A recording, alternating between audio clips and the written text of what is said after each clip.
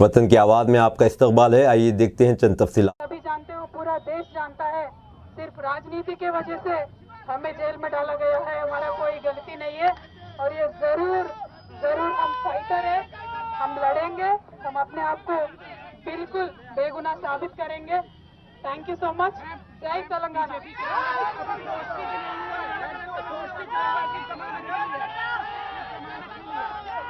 ఎవరి గురించి చెప్పే అవసరం లేదు మనము నేను తెలంగాణ బిడ్డను, నేను కేసీఆర్ బిడ్డను, నేను తప్పు చేసే ప్రసక్తే లేదు.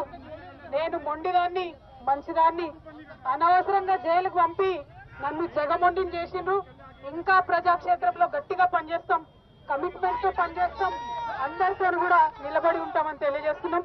We were always tough, we are fighters, we will fight it out legally, we will fight it out politically.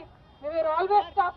By sending us to jail illegally, they only made BRS and KCR's team unbreakable. Thank you. Jai Telangana, Jai Hind.